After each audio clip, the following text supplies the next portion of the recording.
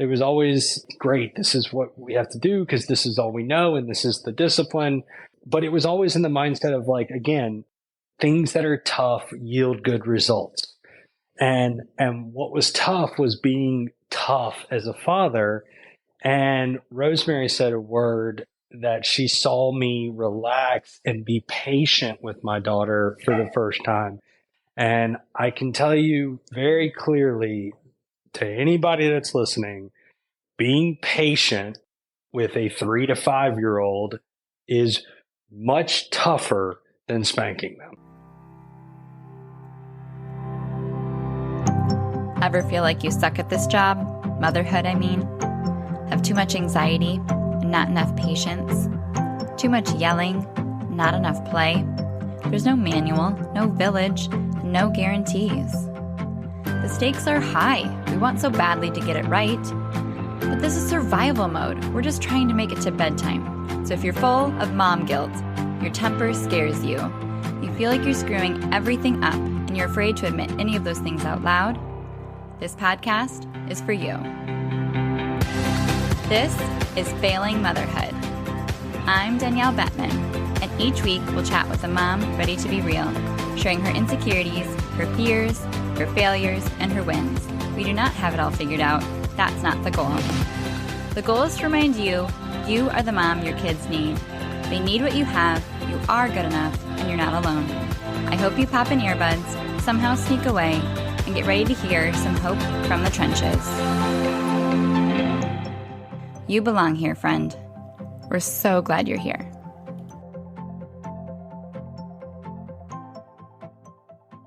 Hey, it's Danielle. I am so excited for you to hear today's episode because it is the hugest gift to be able to peel back the curtain and see and hear a family's true, honest journey of their parenting and what it feels like and what it really looks like. Not just the Instagram highlights, but the real juicy backstory. And I'm so grateful for my clients, Rosemary and Donovan, to have had the willingness to join me on this episode and talk about all things gentle parenting, parenting in the South, and parenting a strong-willed child. So Rosemary and Donovan are raising 3 girls in Louisiana. They invested in my Sanity and Solutions one-on-one coaching, which is a 4-month relationship mastering positive discipline tools, rewiring your triggers and expanding your capacity and your composure, and writing your family business plan. And in this episode, they give an honest look at their journey as parents over the last year. Rosemary was working in the field as an OT, and she speaks to the added pressure to get it right as a professional in the field, struggling to regulate her own child. We speak to the misconceptions around gentle parenting and believing if it's tough, you're doing it right. You have to be tough if you care about your kids, and it's all going to be worth it in the end when they're not in jail. And the impact of that when parenting around other family and friends, especially in the South, and getting comments or fearing judgment for going against the grain of what others are doing or how you were parented. They share legit hesitations they have to working with me and what value they experienced as a result of taking that risk. And there's so many good nuggets in here of not only things that they realized, but just their own perspective that I think you'll really resonate with. Not only Donovan's great analogies, but Rosemary's honesty around being so hard on herself that I know you will relate to so much. You'll get so much value from hearing this conversation, whether you are a seasoned parent just like them, or you're brand new to parenting any differently than you might have been parented. But especially if you have a 4-year-old-ish with big emotions that you struggle with self-doubt and you feel like your relationships are suffering as a result. Your parent-child relationships, sibling relationships, and your marriage relationship as well. This is an episode to share with your partner because they will be able to see their views and their fears in this family's story. And I know that that will spark conversation you just would not have been able to have otherwise. So make sure that they tune in and hear the same thing at the same time as you. That's why it was really important to me to get both Rosemary and Donovan on this call. And I'm so glad that we managed through many, many technology difficulties to figure out how to get all three of us to not have echoes and hear each other. And we lost Donovan in the process, but we found him again and it was great. So without any further ado, I want to make sure that I let you dive into this episode.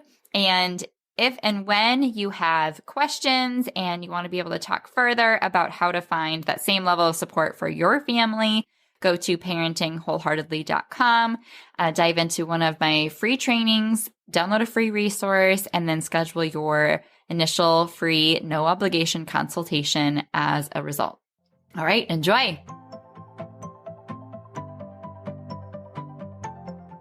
Welcome to Failing Motherhood. My name is Danielle Bettman, and on today's episode, I'm joined by Donovan and Rosemary. Welcome, guys. Hi. Thanks for coming on the show. Hey, Danielle. Hey. So your guys are some of my favorite clients. Aw. And I've worked with you now for like several months, one-on-one. We met back in May, and it's now November when we're recording this. So I have no doubt that we have plenty to talk about, and I'm just so grateful for the opportunity to bring you on the show because I know you're nervous, and I know it feels like a really big deal to be like average Joe parents talking about their parenting, but I know you're just here to like brag about how perfect you are, how you have it all figured out, and everybody just needs to listen to you, right? Oh, yes. We're taking over the podcast. just trying to share the knowledge. Right. So this, you told me that it's not going to be failing motherhood. It's going to be like nailing parenting, right? Yes, you're going to have to rename it after this podcast for sure. Okay, perfect. So go ahead and introduce yourselves. Who are you and who's in your family? So I'm Rosemary. I am a pediatric occupational therapist, and Tom and I have been married, I think, 8 years now. And we have 3 girls, Magnolia, who is 5, Ophelia, who is 3, and Prudence, who is 1. I just love their names. Oh, they're so sweet. Thanks. And I am Donovan Mulvey, and I manage investments for a living.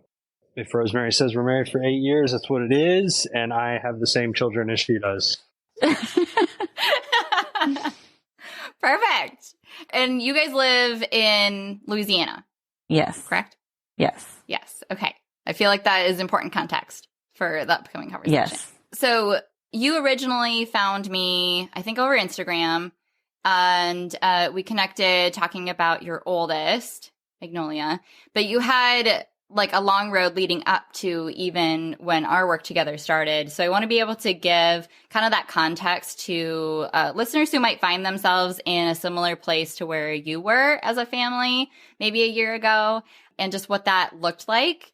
So back then, or even now, have you ever felt like you were failing parenting? And what did that kind of winding journey look like? Yes, definitely have felt like I'm failing a lot. I would say it's trickled down some, but still there are definitely times that we feel that way, probably at least daily. And our journey started with me, I would say, when Magnolia was probably 2 and started having normal 2-year-old behaviors. There were moments where I just kind of had the mom rage and didn't even know that term, but just felt kind of shocked and sad and scared by the rage that I would feel during her behaviors. And we started out, she was our first kid, and we started out just disciplining her the way that we knew and the way that it seemed everybody disciplined their kids and the way that we were disciplined. And it wasn't long. It was probably within, I don't know, 6 months or less, or a year or less, that I really started thinking this is not right. So we did spank her, we did time out, and it just wasn't sitting right with me. One, because I had read how spanking is ineffective and how there's research on it causing more aggression. And then I started on a journey of just following one Instagram account and then following another. And the more and more that I read, the more it aligned with the things that I had learned in school and in my career working with kids. And I work with special needs kids, but obviously it all tied as far as how a child learns and the brain science behind it. And so that was how I kind of got into the world of gentle parenting. And then I was kind of pulling Donovan along with me, I would say, sending him, if I found a good little blip on Instagram, I would send it to him. And like I said, we stopped the spanking. And then at one point we stopped the timeout, but it was like we were just, white knuckling through what to do instead, and then butting heads, because as it played out, she is a very strong-willed child. And so big emotions, not a people pleaser at all. When she has an idea, that's what she wants to do, and she's not going to do something else just because you tell her to. And so after we had our third, we started seeing, so Magnolia turned 4, and then a month later we had our third. And so within 2 months, we started just seeing some pretty extreme behaviors with her, where she was having trouble at school. She was having huge meltdowns almost daily with us at home. And we just kind of felt desperate with how to help her and help ourselves, honestly. So that is when I think, Danielle, I just came across your account at some point, if you follow this account and then it leads you to this account. And somehow I just ended up on your account, and I guess the rest is history. Because I felt like we really needed the one-on-one, like specific, like I got all the concepts and I believed in all the concepts and the reasons behind them. But, push come to shove, when we were in the moment with Magnolia, it was like I didn't know what exactly to do, or I wasn't able to do what I thought I should do. And then luckily Donovan was on board and knew that this was really important to me. And so here we are. So, Rosemary, I know for you, being in the field of working with kids, there's an added level of weight on your shoulders of feeling like I should know what I'm doing. And, I should have it all together. And you might be even like hypersensitive to the behaviors you're seeing because you know in the field what that's like to know when kids need help. And so what did that look like for you? Did you have more anxieties? Yes. or did you feel like something was wrong with her? Like what that looked like for you? So there was definitely a point where I was terrified that there was something wrong with my child. I remember thinking that, saying that to Donovan, asking him, and we actually sought out professional help. And yeah, I think since I worked with kids and, I always have seen the benefit of extra support for kids. So I'm an OT and I see how much an OT can help, a PT, a speech therapist, all these different things. We're always quick to recommend, if we think they need additional support. And so for me, right away, when I started seeing these extreme behaviors with Magnolia, I thought, we need to talk to somebody. And so there was the pressure of, I work with kids and everyone sees me as someone who's so good with kids. And I've always wanted to work with kids. I feel like that is something that came natural to me. So then to think like, wow, I'm working on all these skills with other people's kids, including self-regulation, is something that we work on as OTs, and I don't know how to help my own child self-regulate. So yeah, it was kind of like this, wow, what am I doing wrong moment? But also, yes, we are going to seek out additional help. And so we talked to a psychiatrist and we talked to a psychologist, and I just didn't feel like we got the answers that we were looking for. It was kind of the more traditional, if your child does this, give them a consequence. And I just kept thinking, but why is my child doing this? One of her behaviors that we saw was she was bringing things home from school every day. What we perceived as she's stealing from her classmates every day. And even though we had talked about it, she kept doing it. And then, like I mentioned, she was having these big explosive meltdowns daily. And so I really wanted to get to the bottom of why these behaviors were happening so that we could treat the cause, not the symptom. Yes. Yes. Which I'm so glad that you listened to that gut instinct, because it was there for a reason. Yeah. And even though you felt probably a little bit crazy, especially of like not only, worrying about how you're coming across, but, the eyes in target and, family and friends not probably seeing the same thing. It's a very isolating place to be when you feel like I know my kid best and I know what we're doing isn't best for them. And I need to, there's something missing, but I don't know what it is. Yes. And that's such an icky place to be. And I know that let's say there might be listeners that are in that same place right now. And so it's really valuable for you to be honest and just be able to speak to some of those fears because they have had the same thoughts. I guarantee it. Yeah, it's definitely a scary place to be. And it can feel lonely, kind of like everyone else's child seems to be doing just fine and mine is having all this trouble. Yeah. Yeah. I just talked to somebody the other day and they were like, I took my kid to a birthday party. They were a mess. Everybody else's kids were just sitting there compliant, Yep. totally fine. Yep. Been there. What is wrong with me and my kid? Been there. Yes. So eventually you ended up finding my page. Mm-hmm. And what was it that seemed to click or resonate or feel like there's something different here that maybe we haven't tried? Oh gosh, I wish I could remember the specific thing that you posted. I know what it was. It was either a question or a post about parenting alongside your spouse, being on the same page with your spouse when it came to disciplining your child. Because at that point in my journey, it was like I had all these strategies. I'd read all these strategies. I knew that they were the right fit for us and they were the going to be the best practice.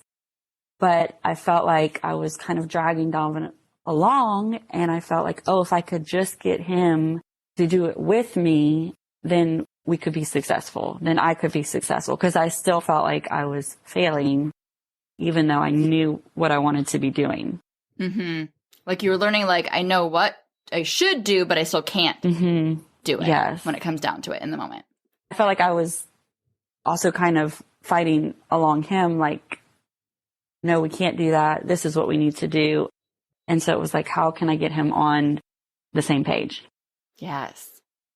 So Donovan, what did that look like? Because I'm pretty sure that you had said initially that Rosemary was showing you videos from somebody through a course, and you felt like it was she wasn't doing what she said in the moment. Well, I think if you just over inundate or oversaturate anything, it becomes a little watered down. I mean, I was getting 10 Instagram, whatever messages a day. And and they were kind of saying that it wasn't very specific, and it was this very gentle parenting concept, like Rosemary had said. And to me, it wasn't that I don't want anybody to think, or, even you two to think that I wasn't ever on board with trying anything or ever on board with the gentle parenting concept. To me, it was just that I was willing to do whatever it took to raise a good child, whatever good means to that parent. But, I didn't want, I wanted to keep my child out of harm's way. And so whatever that took, and generally how I was raised anyway, the harder you do things, the better the results. There's no gentle workout, routine that you Yeah. like, let's just, kind of do half a sit up once a week and don't push yourself too hard, and your body's going to respond to that, and things are tough, working is tough and, working on relationships is tough. And so why would parenting be any different, right? You have to be firm. You have to be tough. You have to do the hard thing, and the hard thing is not fun. And it just seemed to me that gentle parenting was possibly too easy, if that makes sense, to where just be, that's how I looked at it at first was, hey, just be your child's friend. And, let them talk to you. And a lot of that was like, well, no, that's lazy. You need to be authoritative and you need to, force things. And, that's harder right now. And they're not going to be happy with you right now. But one day when they get older and they're out of trouble, it'll be worth it. So it was very conflicting to my original ideas because at the end of the day, and I think that a lot of people can relate to this, there's absolutely no parenting manual that says, look, if you just follow this, then everything's going to turn out okay. And so nobody knows. And so because nobody knows, I was reluctant to just say like, well, what if this is wrong? And if this is wrong, then we screwed up for, I don't know, 3 months, 6 months, a year. Yeah, how long are we scary. going to go down this road? Yeah, before we say this is not working. And now we have a problem that snowballed because we let our child, walk all over us. Right. No, I'm so glad that you can articulate that so well, because I know that will resonate with a lot of other families where that's the reality is we both want what's best for our kids. That's not the question. It's how do we go about that in the most guaranteed way to create the kid and the outcomes that we're looking for. And it's scary to trust a system that either we haven't been taught or weren't parented with or don't have enough education behind to truly be able to trust. And you're trusting the biggest thing that you care about the most, which is your kids and their livelihoods and their ability to contribute and thrive in the hands of a methodology that seems, I don't know, iffy at best, right? That's the reality. Yeah. And I think there is a big misconception about gentle parenting being permissive. I know, especially down here, I think that's a big misconception. Yeah. Speak to that for a second about what the overall, what is it like to parent in the South? And do your friends and your extended family have the same ideology, or what is that like right now? I don't want to throw the South under the bus because I think there are a lot of people in our generation who are realizing and wanting to do things differently. But especially where we are, what is the norm and expected is that you teach your child to be respectful. And the definition of respectful is basically obedient and polite. And yeah, there's definitely been comments, especially from extended family on both of our sides of, you're just going to let them get away with that. You need to give them a punishment for that. Your kids are out of control. And so it is hard, but I feel like it's a line because I feel very strongly about it, that it is a much better method than how we were raised. But you're kind of looking, especially, our parents' generation, we're kind of looking them in the face and saying, no, you did it wrong. Yeah. By saying, no, we're not going to do it that way. Mm-hmm. So, especially when they think they did it right. So it's definitely tricky. Yeah. Sticky. Yeah. That's really challenging. And did that play into your impression at all of like what it is to be a good parent, or what it looks like to have a good, quote unquote, good parent-child relationship? Donovan, how did that play into kind of your impression of things? Sure. Yes is the simple answer. I mean, I'm very close with my parents, and I would say I have two sisters, and we, relatively, I think we turned out all right. And so it's hard to argue against that, and so you have to go into this process, not only teaching your child this, but you have to teach yourself how to do this. And you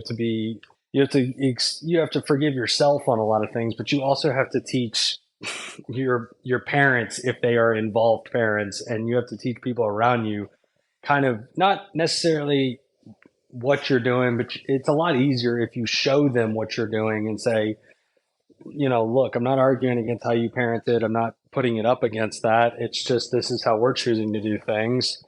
And, I mean, if a parent is teaching a child how to drive, and, the parent sits in the front seat every time, and then grabs the wheel every time the kid is about to go off the road, then the child's not going to really learn how to drive. And like, the parent is going to have to stay there forever, and he's going to be involved, and the parent's going to constantly be there and say, like, look, my child didn't get in any wrecks. But I think what we're doing with gentle parenting is allowing the child the freedom to make a mistake, and the freedom to be a little bit more open, and allow them to express themselves. And that may look like disrespect, but they're learning how to talk to us, and they're learning how to drive, so that one day we don't have to be in the passenger seat, and we can feel comfortable with them driving on their own. You're always so good with analogies. He is. And I would love to pick your brain just a little bit more, because there was a lot of times throughout coaching that you got really mad at me for making a lot of sense. And I'm saying that jokingly because we have a great relationship, but I just loved how frank you were in like saying like, what you're saying makes so much sense, and it's so frustrating to me that it makes so much sense. So describe what that felt like as we started getting going, because I know you had some legitimate hesitations with moving forward, even though you guys did move forward like, right away, and you had a great conversation. You were very much on the same page about how your family is a huge priority to you, and you aren't afraid of making investments in the ways that you consider growing, yourselves and as a family. But, for good reason. You didn't know me. You don't know my process. And, there is a lot of risk involved with that. So for you as a dad, what did it feel like to jump in, trusting me in this process? And then what did it actually compare to versus what you expected? Yeah. Well, you've been waiting 8 months to say that, huh? You just wrote it down in your little notebook one of these days. Yeah.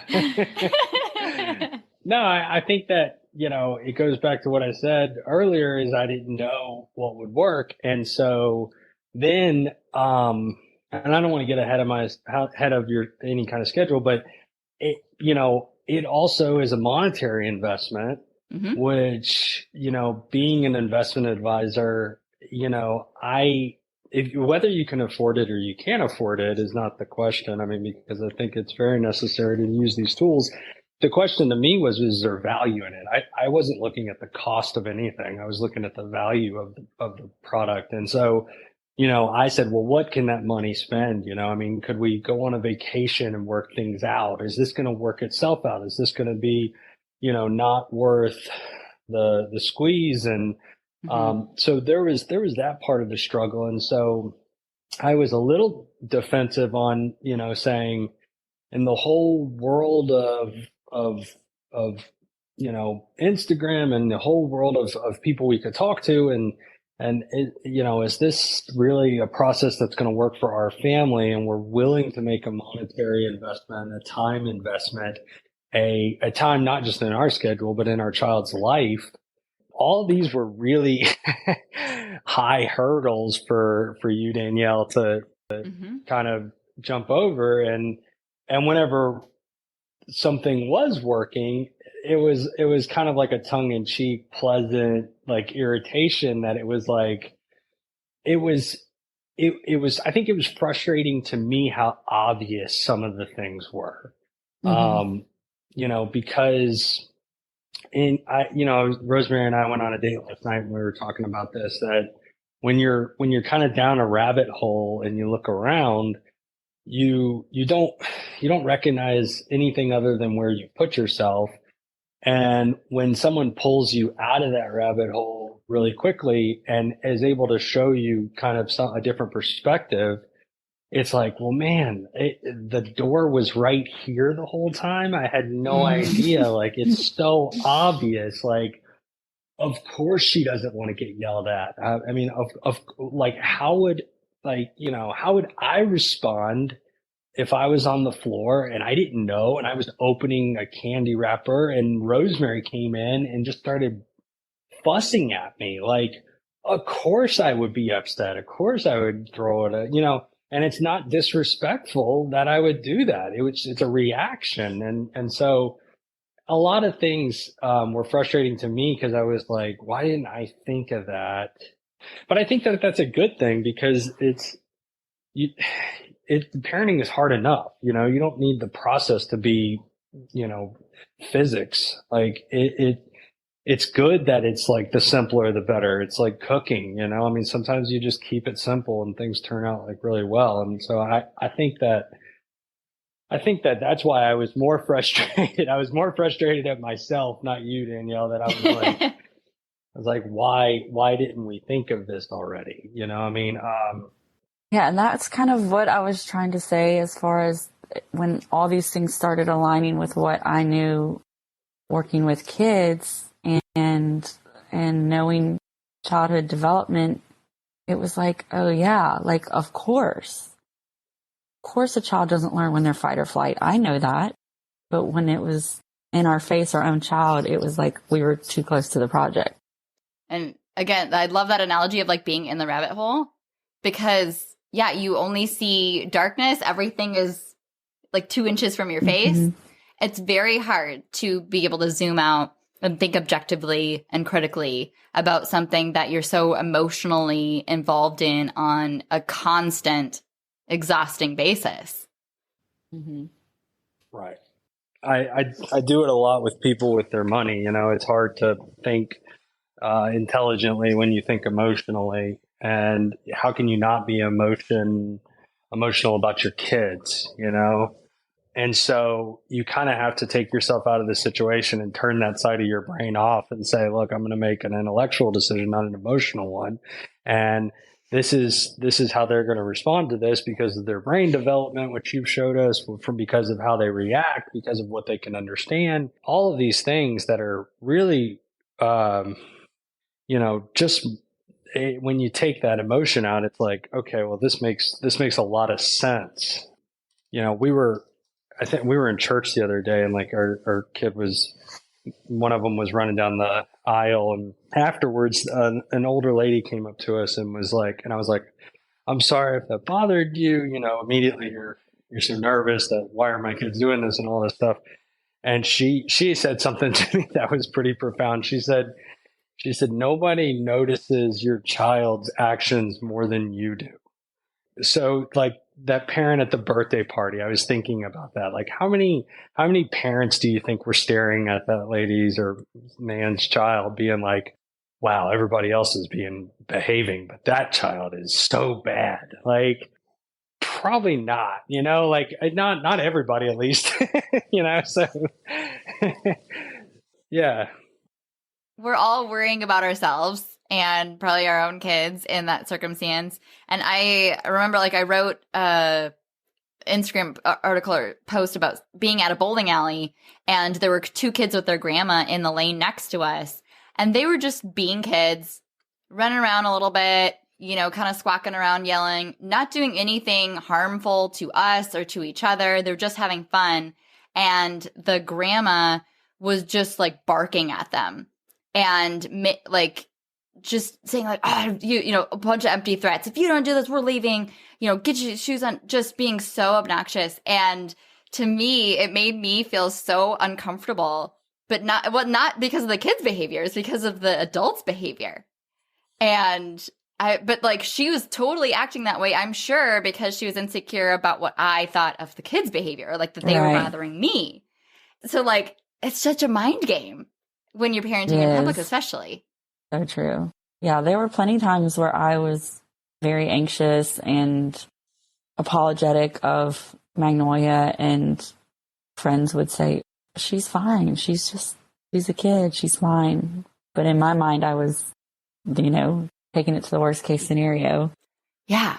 So a big part of some of our work together was being able to differentiate, like, this behavior is not personal. I don't need to take this personally. I don't need to catastrophize this, you know, and being able to have more inner peace and like get a hold of kind of that voice in your head.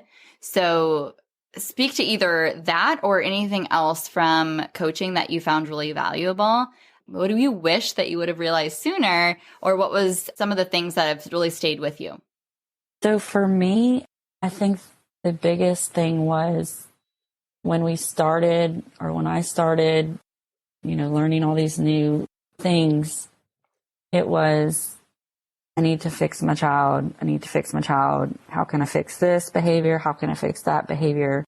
And turns out what I needed to fix was myself. So, and that was a big one for me, was the catastrophizing, the black and white thinking. That was the biggest area of work, and the biggest area of growth for me throughout our program was working on my triggers. And I feel like word is out there so much now, especially if you're following all the accounts and listening to all the podcasts like I do.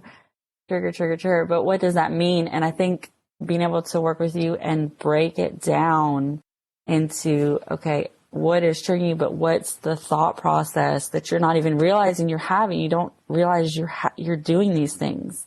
You don't realize that you're taking one moment in a typical child's day and projecting it to when they're 20. In the moment, you're not realizing that. You're just acting from a place of fear.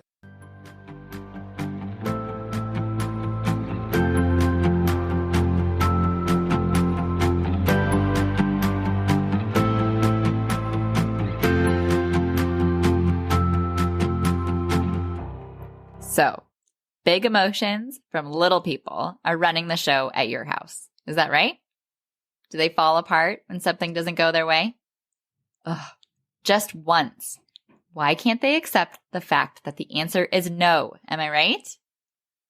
The struggle is real. You're not alone, and you're in the right place. When your days are filled with relentless pushback, it is so hard to feel like a good parent. Especially when your in-laws aren't shy in sharing how they think your kids just need a good spanking. Every time you lose it when they lose it, you feel like a failure. The worst part is, without addressing the root of your child's behavior, you're doomed to play a fruitless game of whack-a-mole, reacting rather than preventing the next conflict. And next time, nothing's going to go differently. The good news is, when you have a handful of effective discipline tools in your pocket, you're able to step into full confidence as their parent. Parenting actually becomes a whole lot easier. I promise, you're not failing them. You just need more tools. So if you have a tiny human who's full of love and yet so difficult, if you can only be so nice for so long, if you've tried everything and still feel defeated on the daily, my free class, Authentic and Unapologetic, is for you. In this free training, I share 5 huge misconceptions in parenting strong-willed kids that inadvertently invite defiance, 4 mistaken goals they're using their behavior to meet and what to do about it, how to let judgment roll off your back and truly feel like the parent your kids need, and why what you're currently doing just isn't working and isn't going to anytime soon. So go to parentingwholeheartedly.com/unapologetic to access this exclusive free training immediately. That's parentingwholeheartedly.com/unapologetic. The link will be in the show notes.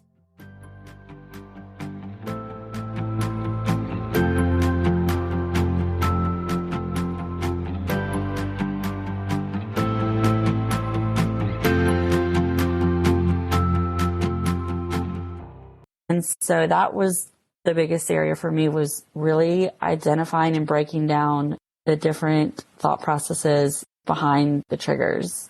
And then being able to realize, no, this doesn't mean there's something wrong with my child. This doesn't mean my child's going to end up in juvie. It just means they're doing a completely typical developmental behavior in this moment. And I just can support them through it instead of reacting. So yeah, it was just realizing I don't need to fix my child. What I really need to fix is myself. Yeah, hard. It's hard to do. That's powerful. Very hard. And you paid a lot of money to realize that. So that is like a punch in the face, right? What about you, Donovan? What was helpful for you? I agree. It was all Rosemary needed to fix herself. No, I think a big part, I think something I take away is I kind of touched on it earlier, but was just they respond to your reaction and kind of mirror that reaction.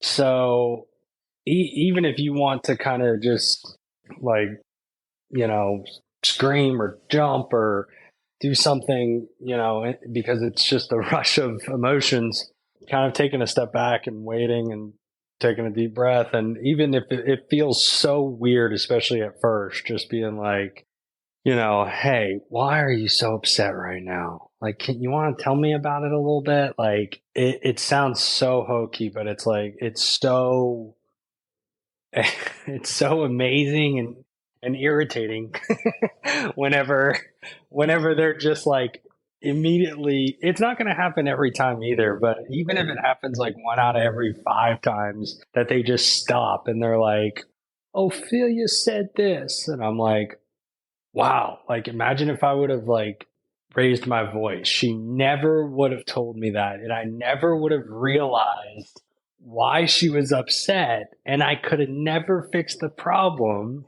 because I didn't know what it was. And in fact, I would create another problem because I was fussing. And then in her little mind, it's me just being so much more I'm distancing myself from her because I'm like not trying to solve the problem. In fact, now I'm fussing at her when she's emotional. It just compounds when you're emotional and you fuss, and instead of trying to get on their level. And it's frustrating getting on their level because you're an adult and they're a child. And so it's hard to try to, retrain your brain to become a child and say, think about how big a door is to them. Like, just look at a door and be like, that's a normal sized door for me. But in her world, everything is magnified and this is a big problem to her. And so why shouldn't I respect that that's a big problem to her? And so just trying to kind of get on their level and understand like what's going on in their brain instead of trying to put my own emotions and my own thought process behind everything. I think we do that a lot in a lot of different things, but I think if we tried to understand people and where they're coming from and our children, I think it does make it a lot easier. And you've showed us a lot of tools to help us do that, to take a second, to calm down, to, Rosemary actually at one point put a bunch of sticky notes around the house, drove me nuts because I'm OCD. And say they like literally I would go get my coffee and like, there'd be like, be a calm, confident parent. And like, I'm like, really? On my coffee maker? But it's true, being confident, and you can be assertive without being punitive. It's okay to make a stance and be, and like Rosemary said, it's not permissive, it's you still set boundaries. It's just you let them kind of, you get into their world a little bit more. That's kind of what I'm trying to get at. Yeah. Yeah. And have you seen that shift in Donovan Rosemary? Oh, for sure. It's been huge. Especially in the last month or so, I would say it's like he heard it and he believed it and he wanted some proof, some reasoning behind it. And then now it's more natural to him now. So it's not him kind of pushing through when he wants to yell. Now I'm gritting my teeth and asking. It's like he genuinely is asking what's wrong, what's going on from a place of concern instead of just kind of gritting his teeth and holding back that yell, I would say. And being surprised by the outcome, because I remember him coming to a session being like, she was bawling and yelling about something, and then I got down on her level and I asked her about it, and then like 2 minutes later we had a conversation about it. She was over it. She was on to the next thing. And I was just like reeling in like a hangover of like what just happened. And I love that, because like that shock and awe is part of it, where you're like, oh wow, like there was a potential here I didn't even know was possible, and it feels a little bit like magic. Like, is this voodoo? Like, what is happening? But it's still not like actually integrated into your instinct at all. It's going completely against your instinct. It's having to override years and years of conditioning for you to stop the train while it's like already halfway off the tracks. So that takes time. It takes a lot of time and practice. Yeah, I would say, and again, this is not to throw the South under the bus, because I mean we travel a lot, and I did. something that I get anyway is you don't have an accent. I can't even tell you're from the South. Like thanks a lot. But my dad, which was the more authoritative parent, his family grew up in Massachusetts and he was raised in Florida. And so that's a different world. So he was more assertive with everything. And it was more of the children are to be seen and not heard. And it's okay to fear your parents because that's where you get disciplined from. And like, you're not supposed to be their friend. You're supposed to be their parent. I mean, those are all, those are all pretty much quotes. And I don't blame them. I mean, because I told Rosemary, like, if you look at how they were raised, it was completely different as well. And so we should be progressing in all things, even, especially our relationships with our children. And so why not? And I think my dad would say the same thing. Like, yeah, if you have a better way, then why not do it? And it's just hard to kind of to think about that. It's hard to say like, this is something that's very different than how I was raised, and so again, how do we know that it's not wrong? But no, I would say I don't want to sound too like hokey, but it's like a philosophy in a lot of your relationships, not just with your children. I noticed my relationship with my wife being better, and she credits that to my, she likes our relationship, she likes my relationship with my children being better, and that in turn makes her closer. And that's probably true, but it's probably a lot to do how I reacted to her maybe in a tough situation. And so, you take those same tools into your other relationships and your office or wherever you work, or, it's like at some point it's hard to shut off, like kind of putting yourself in the other person's shoes and saying, well, wait, how do they feel about this? Because instead of just reacting on instinct, it's, you cut them a break every once in a while and you say, okay, well, let me try to put myself in their perspective, and let me take a deep breath, and let me let them cool down, and let me let them articulate what's going on so that, we can maybe solve the problem. And I don't know, that's a bonus. I think kind of an aha for me at some point, and what I think other people sometimes don't think about is when you're parenting, you're in a relationship with your child, and it is a relationship. It's it's unique in that you're the parent and they're the child, but it's not so different that you would treat them in all these ways that you would never treat a friend, never treat a coworker, never treat your spouse. So I think some of the really like aha moments for us were when you were able to say, okay, well, if you did this and Rosemary acted this way, would you be open to hearing her perspective, or would you shut you down? And it's so true. And it's the same for our kids. We still need to treat them, with the same respect that we would treat adults, if not more so that then they can learn to be respectful. Yes. And I love that if not more so, because they haven't even learned. They only are going to learn from the modeling and the actions that they see taken in their home. And their brains are like half online, like partly developed. So like we should even expect much higher expectations of other adults than we would of them. But it's so often the opposite, where the terms could not be higher for what we expect out of them if they can articulate it and we know they know the role, right? Right. I don't know why it's like we so often expect more from them than we do ourselves and adults. Yes. But that relationship piece, I love that you brought that up, because parenting is the highest form of leadership. And I know, when you're in a corporate setting, or when, you're in the role that you're in, Donovan, you're leading other adults and you're leading, a business. And when we completed like the family business plan process, it brings in just a lot of those kind of core principles of, having high values and being in integrity with how you, live your life, and how you create belonging and a mission and a vision, that others ascribe to. And so much of that is wrapped up in the day-to-day of your parenting too, that it's just a new lens to kind of see it all in. Right. Gives you a new perspective. And I think pulls you out of the rabbit hole that you were in. Like we talked about recently zooming out. Like it's so hard to zoom out without that fresh perspective. Yeah. So the relationships, Rosemary, I'm curious for Magnolia's relationship with Donovan, from the trajectory that it could have been on and the trajectory that it's on now. What do you see? Where do you see a difference? And what does that mean to you?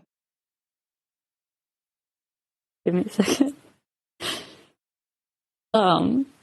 Sorry. It's okay. Sorry. It's a huge thing for me, because that was one of my biggest worries. Was I want my girls to have a strong relationship with their daddy. I feel like that's so important.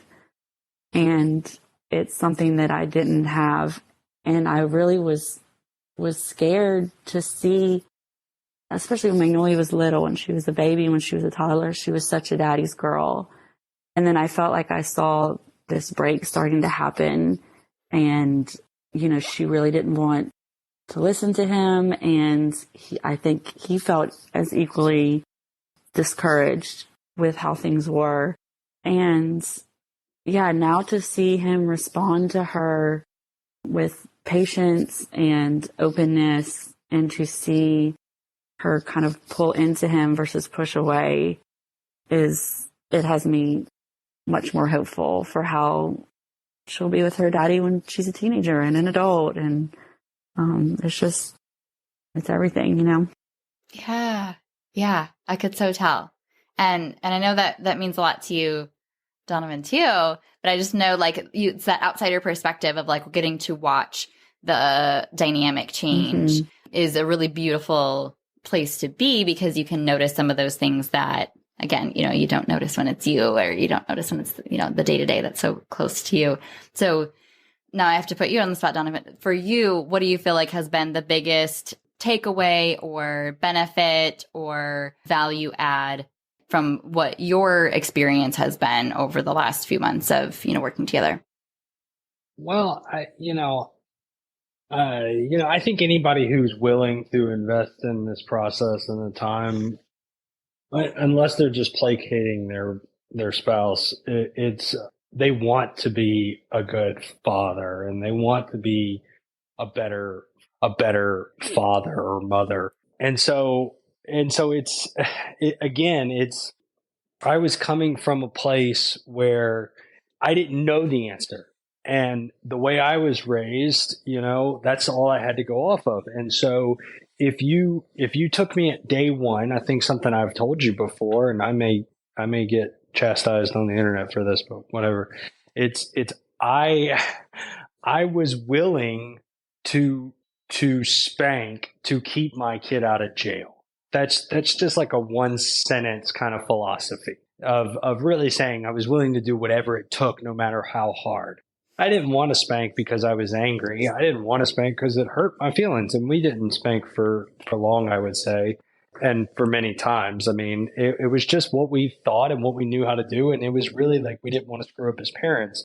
And it was never punitive or it was never harsh. It was always great. This is what we have to do because this is all we know and this is the discipline. But it was always in the mindset of like, again, things that are tough yield good results. And what was tough was being tough as a father.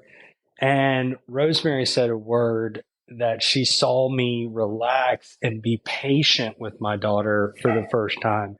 And I can tell you very clearly to anybody that's listening, being patient with a 3 to 5-year-old is much tougher than spanking them. And so it is the tough thing to do. It's not the easy out. It's not being permissive. It's not letting them walk all over you. It is tougher to listen to your parents and other people say how you should parent.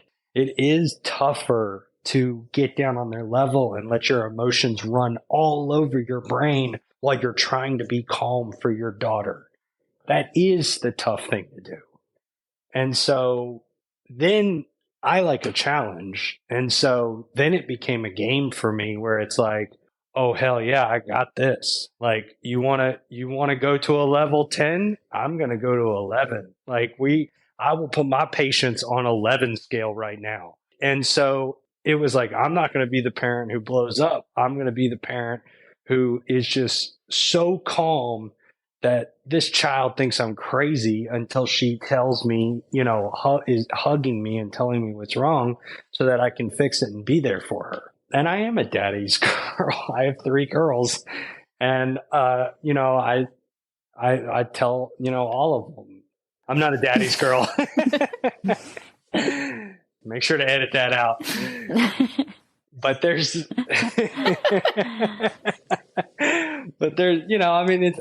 say, best friends forever. And they say no matter what, I love that close relationship. I want a close relationship. And that's why I think this will resonate with people doing the process, because like I said, if you don't want a close relationship, I don't think you're listening.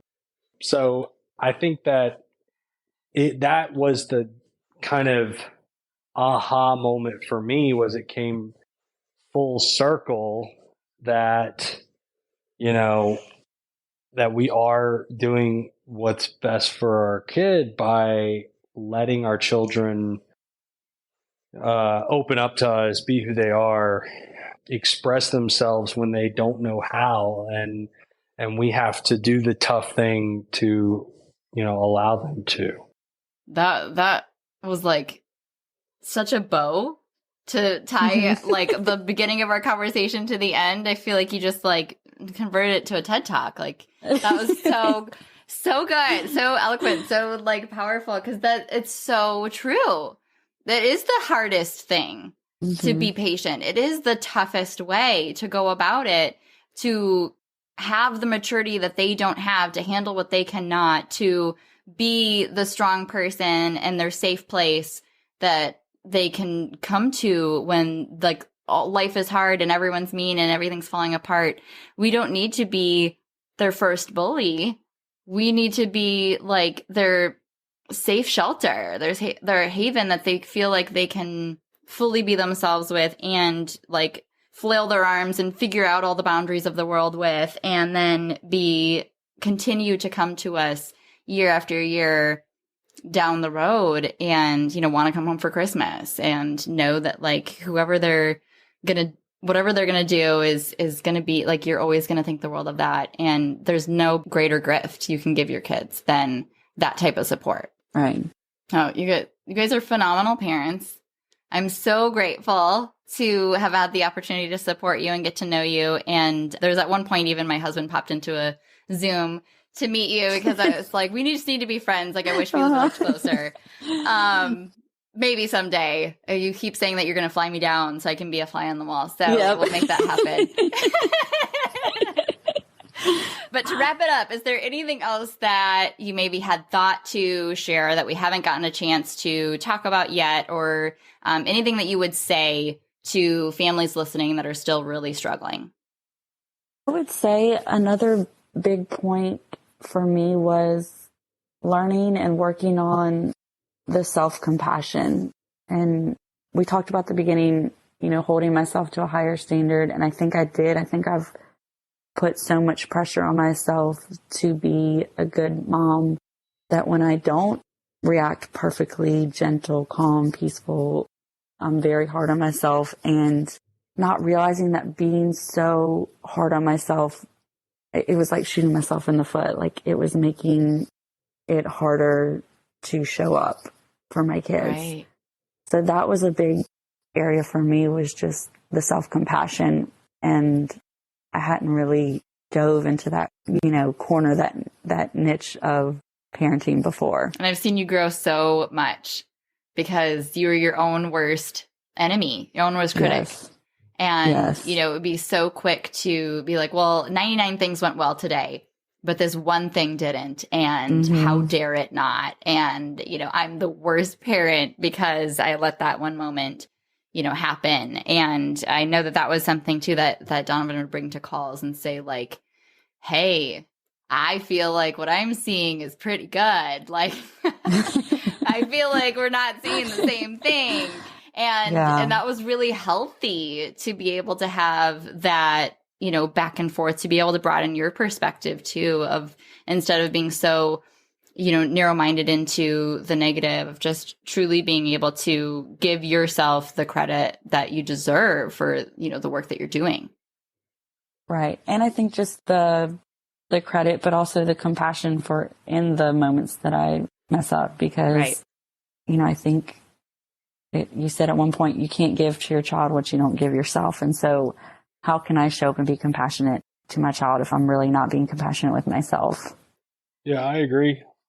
No, I think it's a big breakthrough for Rosemary to learn to cut herself some slack. I mean, again, that's me being a little harsh. I was like, no, that's an excuse. You're giving yourself an out to give yourself some slack on parenting. But when you realize like that's all you were taught, like how can you be expected to fly to China and speak Mandarin if like you were raised speaking English? Like that's all you were taught. You shouldn't be punished for that. Go learn Mandarin and relax. Like, and it's going to take some time.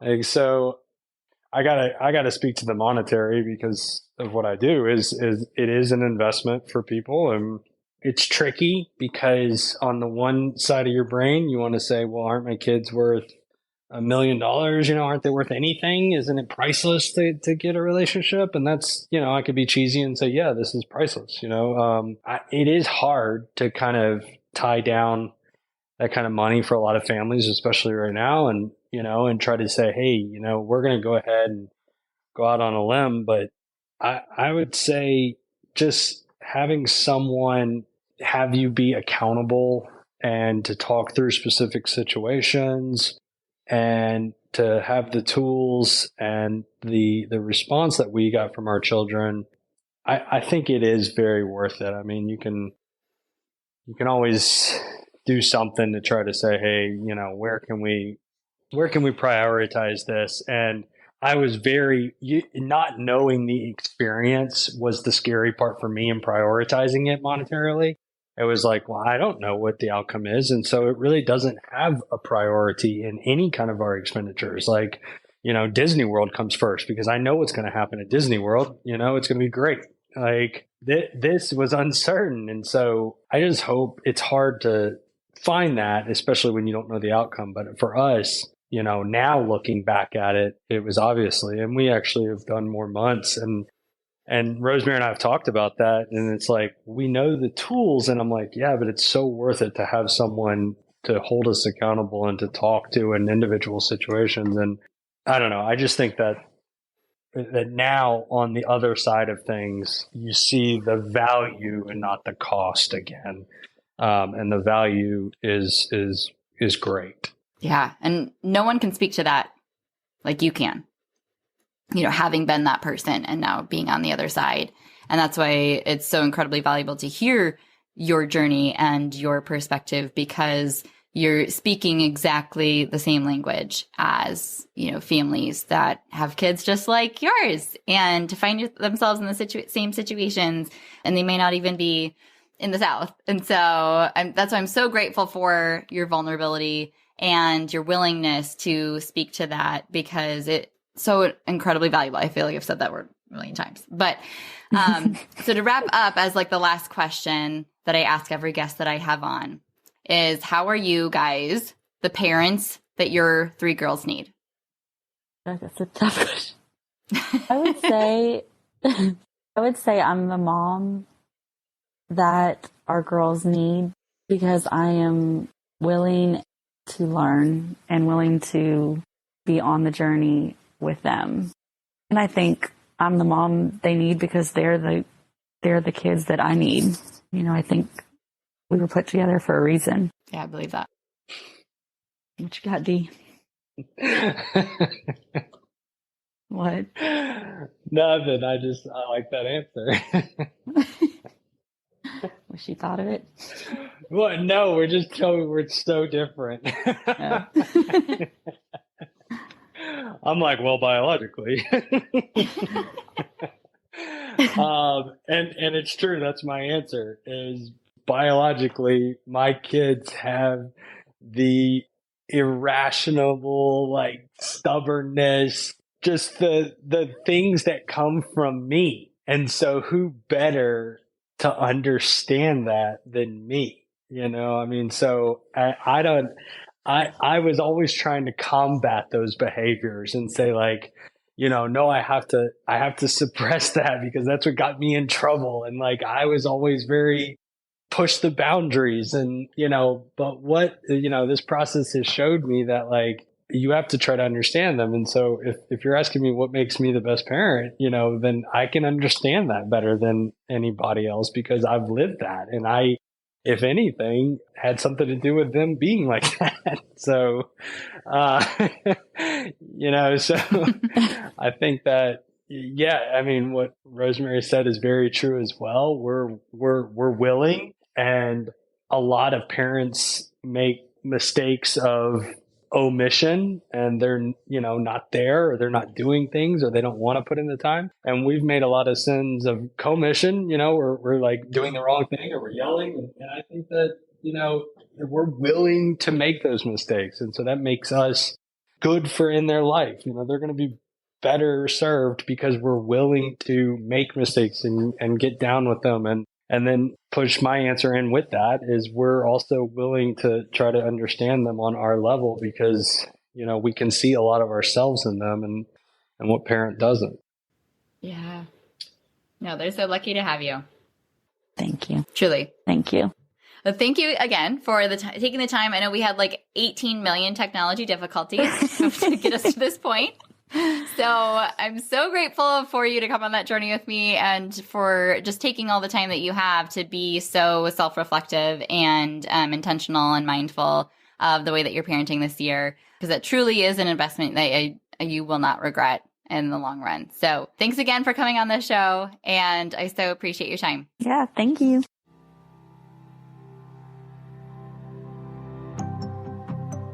Thank you so much for tuning into this episode of Failing Motherhood. Your kids are so lucky to have you. If you loved this episode, take a screenshot right now and share it in your Instagram stories and tag me.